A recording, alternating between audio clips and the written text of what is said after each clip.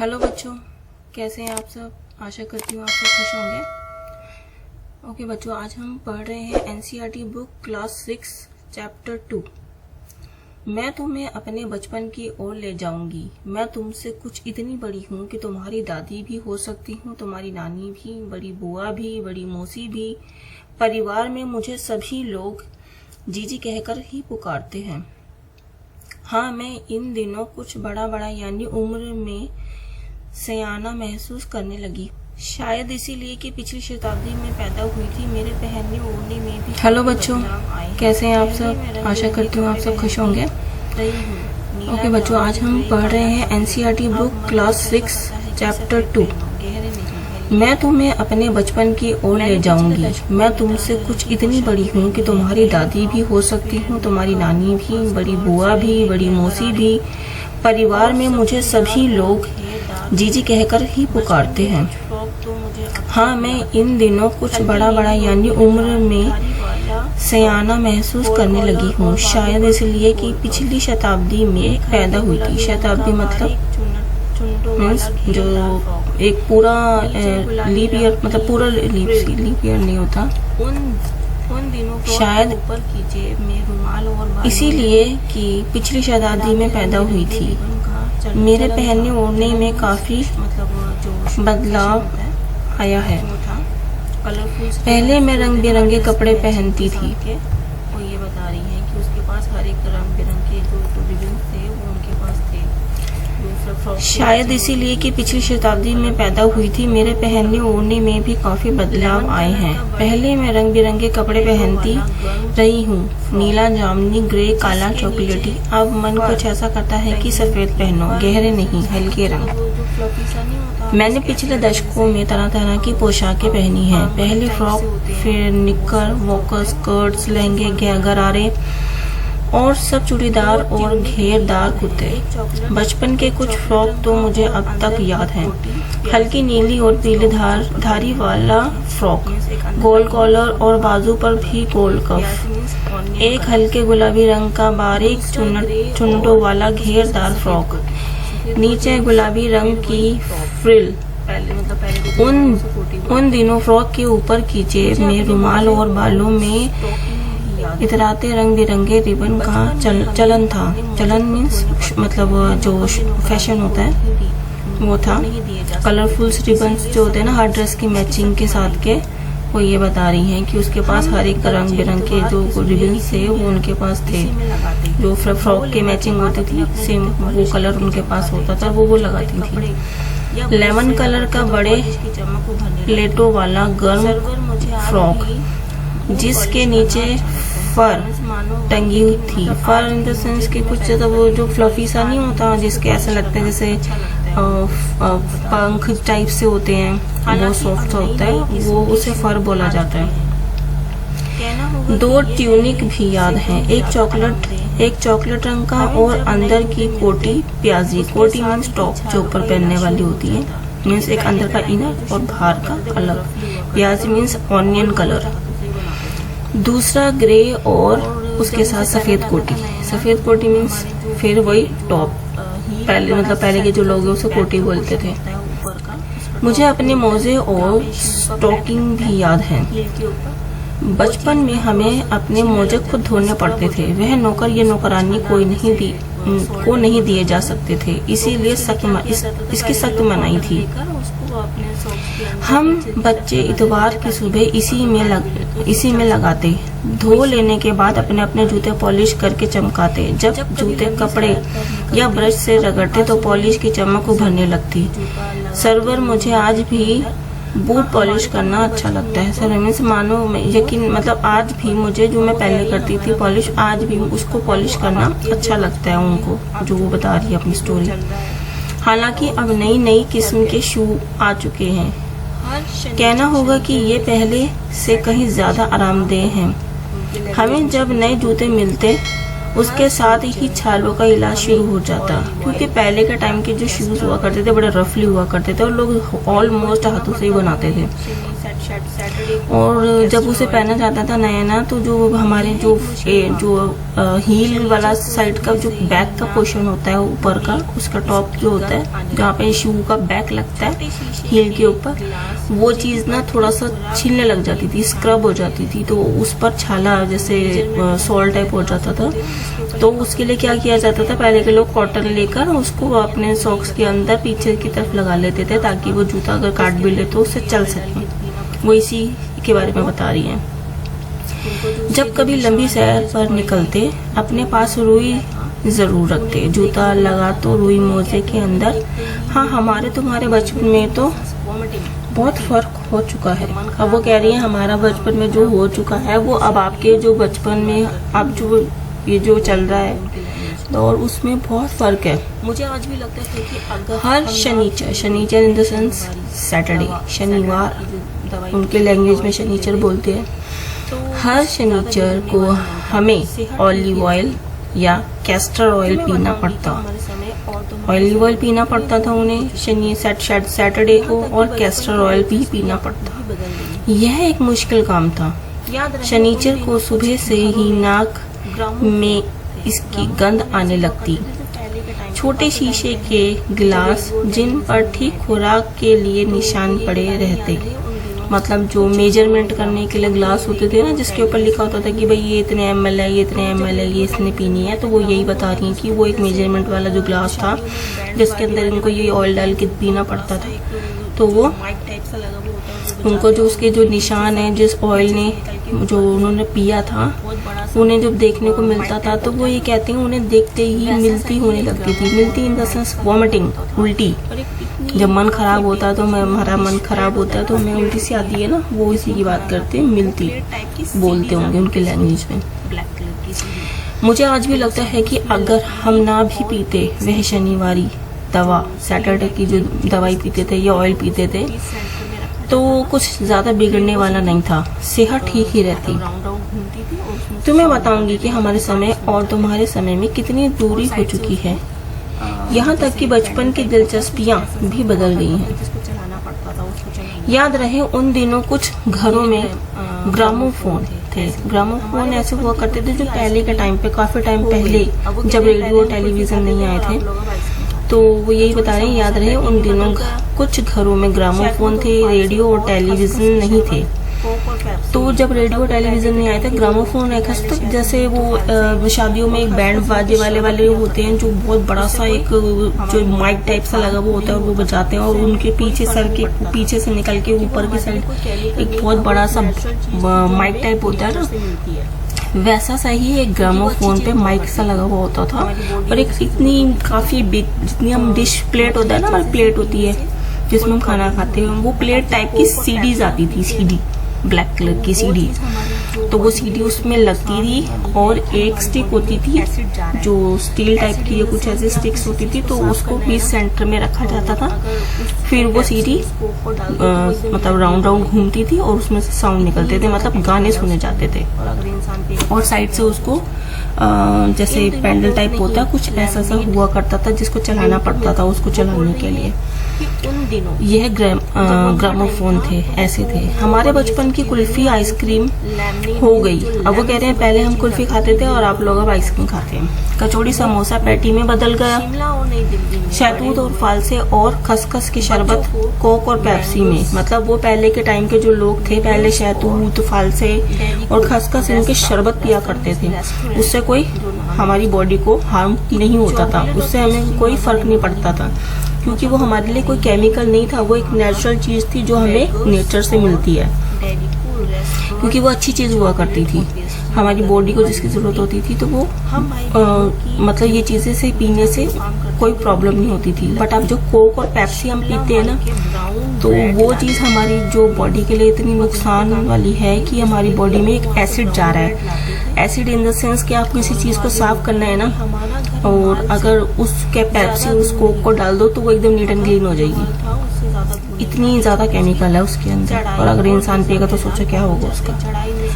इन दिनों कोक नहीं, लेमनेड विमटो मिलती थी। वो बोल रही हैं कि उन दिनों जब उनका टाइम था तो वो कोक वोक और ये सब चीजें नहीं आती थी। लेमनेड मीन्स जो लेमन से बनी हुई चीज आती थी, विंटो नाम था उसका, वो मिलती थी। शिमला और नई दिल्ली में बड़े हुए बच्चों को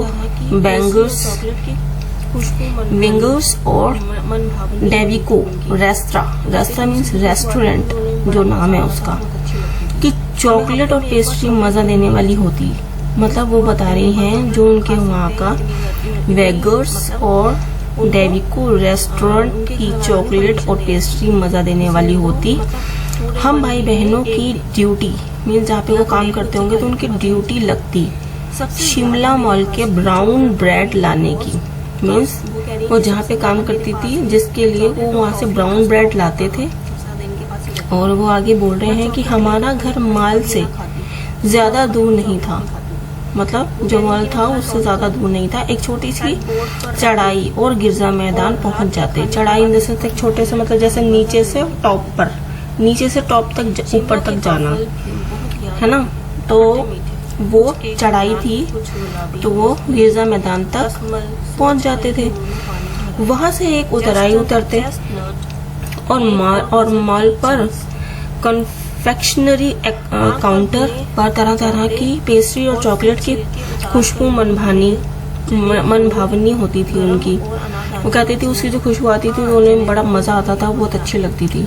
हमें हफ्ते में एक बार चॉकलेट खरीदने की छूट थी। मीन्स वो हफ्ते में एक बार चॉकलेट खा सकते हैं, इतनी मतलब उनको उनके घर वालों ने परमिशन दे रखी थी।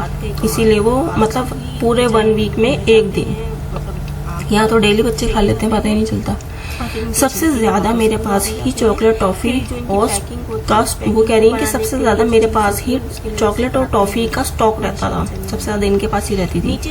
मैं चॉकलेट लेकर खड़े खड़े कभी ना खाती, मतलब वो खड़े होकर चॉकलेट नहीं खाती थी।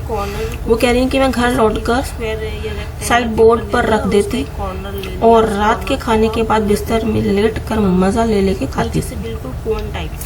शिमला के काफल भी बहुत याद आते हैं, खट्टे मीठे, कुछ एकदम लाल, कुछ गुलाबी, रसभरी कसमल सोच कर ही मुंह में पानी भर आए। चेस्टनट एक और गजब की चीज,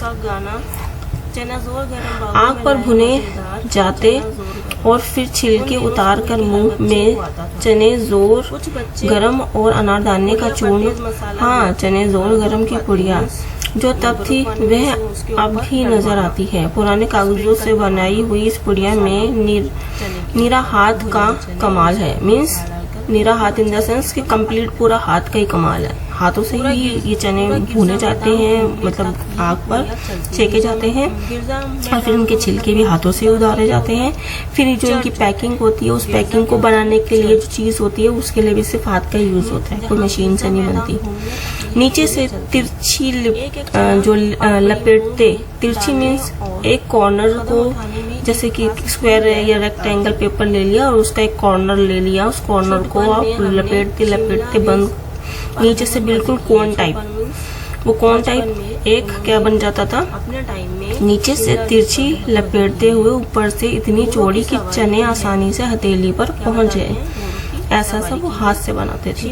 एक वक्त था जब फिल्म का गाना चना जोर गरम बाबू में लाया मजेदार चना जोर गरम उन दिनों स्कूल के हर बच्चे को आता था। कुछ बच्चे पुड़िया पर तेज मसाला बुरकवाते, मीन्स बुरकवाने मीन्स उसके ऊपर डलवाना, स्प्रिंकल करवाना मसाला चने के ऊपर, भुने हुए चने और उसके ऊपर मसाला डालकर वो खूब अच्छे लगते थे, वो खाते थे। पूरा गिरजा मैदान घूमने तक यह पुड़िया चलती। गिरजा मैदान का मतलब क्या हुआ, जहाँ पे क्या होता है, चर्च होता है। गिरजा क्या होता है, चर्च मीन्स जहाँ गिरजा मैदान घूमने तक यह पुड़िया चलती।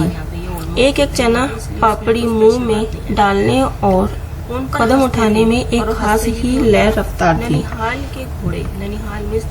छोटपन में हमने शिमला रिज पर बहुत मजे किए हैं। छोटपन मीन्स बचपन में उन्होंने अपने टाइम में शिमला रिज पर बहुत मजे किए हैं। घोड़ों की सवारी की है, क्या बता रही हैं, घोड़ों की सवारी की है। शिमला के बच्चे को कभी ना कभी यह मौका मिल ही जाता था, क्योंकि ऑलमोस्ट जहाँ पर जो आते हैं वहाँ पे शिमला में घूमने के लिए, तो जो हॉर्स होते हैं वहाँ पर ऑलमोस्ट मिल जाते हैं, अवेलेबल होते हैं। तो वो यही बोल रही हैं कि वो ये मौका शिमला के हर बच्चे को कभी ना कभी मिल ही जाता था घोड़े पे बैठने का। हम जाने क्यों घोड़ों को कुछ कमतर करके समझते। वो कमतर करके समझने का मतलब है जिस जगह जिस चीज की क्वांटिटी ज्यादा होती है वहाँ के लोगों को वो चीज एक नॉर्मल चीज लगती है।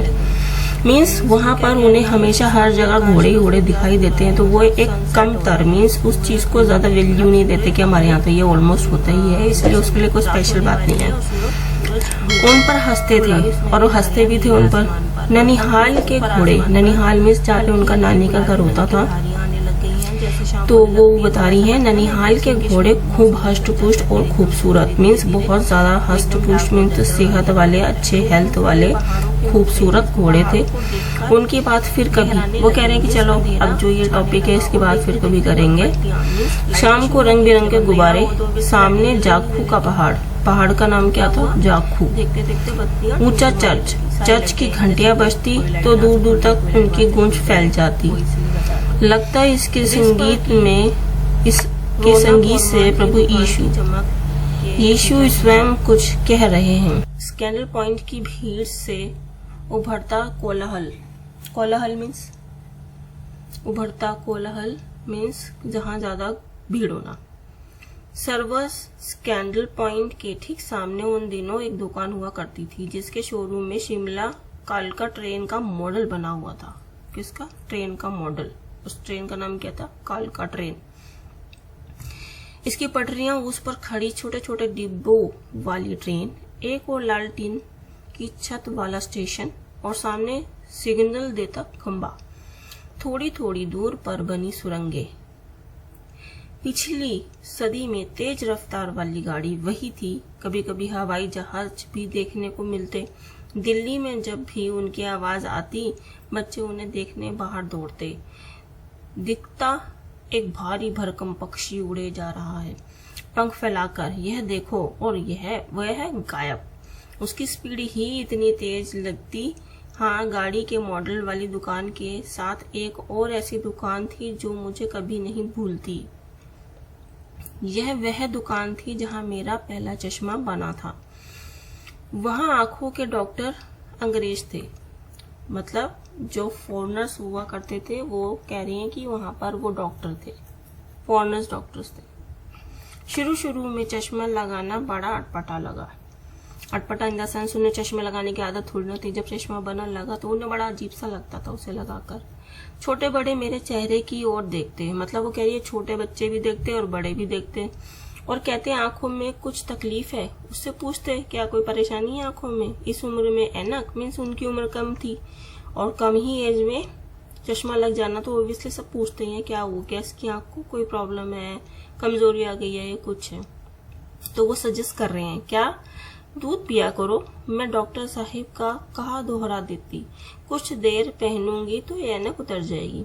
मतलब जब दूसरे उसको देखते तो वो ये कहते कि भाई अगर कमजोर है या तकलीफ है आंखों में तो दूध पिया कर, तो इससे आंखों की रोशनी बढ़ जाएगी। तो वो डॉक्टर ने जो उसको रिस्ट्रिक्शंस जो उसको बताई होंगी कि हाँ भाई, तो वो उन लोगों को रिप्लाई में आंसर देने के लिए, चुप कराने के लिए क्या बोल देती थी, हाँ बस थोड़े दिनों तक लगाऊंगी, उसके बाद डॉक्टर ने कहा कि यह उतर जाएगी, मीन्स चश्मा हट जाएगा। वैसे डॉक्टर साहब ने पूछा, आश्वासन दिया। आश्वासन मीन्स थोड़ा सा रिलैक्स करवाया कि हाँ भाई ठीक है, लेकिन चश्मा तो अब तक नहीं उतरा। मतलब डॉक्टर ने कहा होगा कि हाँ उतर जाएगा, लेकिन वो क्या कह रही है, अभी तक चश्मा नहीं उतरा, नंबर बस कम ही होता रहा। मैं अपने आप इसके जिम्मेवार हूँ। वो खुद ही बता रही है कि मैं इसकी रिस्पॉन्सिबल तो मैं ही खुद ही हूँ, मैं दूसरों को क्या बोलूँ। वो बता रही है कि क्या हुआ था, जब आप दिन की रोशनी को छोड़कर रात में टेबल लैंप के सामने काम करेंगी तो इसके अलावा और क्या होगा। भाई सही बात है, रातों को अगर अपनी आंखें फोड़ोगे, लाइटों जला जला के या लैंप की रोशनी में पड़ोगे, आंखों को इतना प्रेशराइज करोगे, ऑब्वियसली क्या होगा, आंखें भारी होंगी, उन्हें रिलैक्स नहीं मिलेगा, जिस टाइम सोने का उस टाइम सोने को नहीं मिलेगा, तो डिस्टर्ब होता है माइंड भी, आइज भी, हेडेक शुरू हो जाती है, आइज वीक होना शुरू हो जाती है। तो वो खुद बता रही है कि इसकी जिम्मेदारी भी तो वो खुद ही है, क्योंकि वो रातों को लैंप जलाकर पढ़ती थी। हाँ, जब पहली बार मैंने चश्मा लगाया तो मेरे एक चचेरे भाई ने मुझे छेड़ा, देखो देखो कैसी लग रही है। आंख पर चश्मा लगाया ताकि सूझे दूर की, यह नहीं लड़की को मालूम सूरत बनी लंगूर की। मैं खिजी कि मुझ पर यह क्यों दोहराया जा रहा है। खिजी इन द सेंस कि उनको गुस्सा आया कि ये मुझ पर ही क्यों, मतलब शेर बोला जा रहा है, मुझ पर ही क्यों ये सुनाया जा रहा है। जो उनके चाचा के बेटे आए थे उन्होंने ऐसे बोला, चचेरे जो भी थे उनके कजन, उन्होंने उसको देखकर ये शेरों शायरियों में उसको छेड़ना चाहा, उसको मतलब थोड़ा सा इनको ऐसा बोलना चाहा। तो उन्होंने कहा इसको कि मैं खिजी कि मुझ पर यह क्यों दोहराया जा रहा है, पर शेर बुरा न लगा। शेर मीन्स जो शेरों शायरियाँ होती हैं, तो वो ये कह रहे हैं कि मुझे बुरा नहीं लगा। जब वह चाय पीकर चले गए तो मैं अपने कमरे में जाकर आईने के सामने खड़ी हो गई। कई बार अपने को देखा, ऐनक उतारी, फिर पहनी, फिर उतारी, देखती रही। सूरत बनी लंगूर की, नहीं, हाँ। मैंने अपने छोटे भाई का टोपा उठाकर सिर पर रखा। कुछ अजीब लगा, अच्छा भी और मजाकिया भी।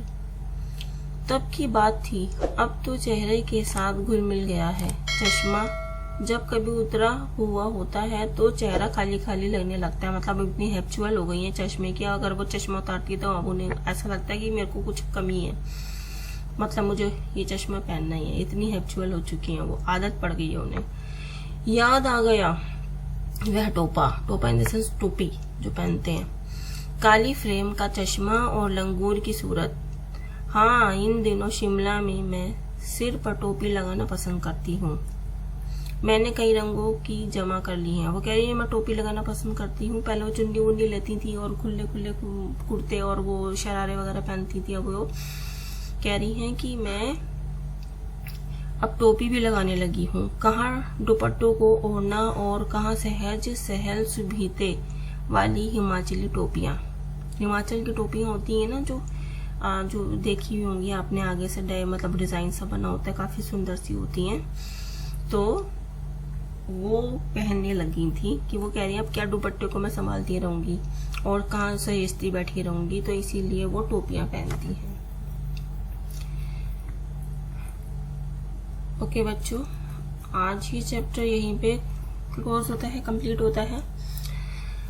और ये उम्मीद करती हूँ कि ये चैप्टर मैंने अच्छे से रीड कर दिया है और आपको भी ये एक्सप्लेन कर दिया है। कोशिश तो यही है और आपको समझ आ गया हो। ओके बच्चों, अगर आपको क्वेश्चन आंसर डिस्कस करने हैं इसके तो आप प्लीज़ मुझे कमेंट बॉक्स में बताइएगा, मैं आपको इसके क्वेश्चन आंसर की रिप्लाई करूँगी। ओके बच्चों, बाय, टेक केयर।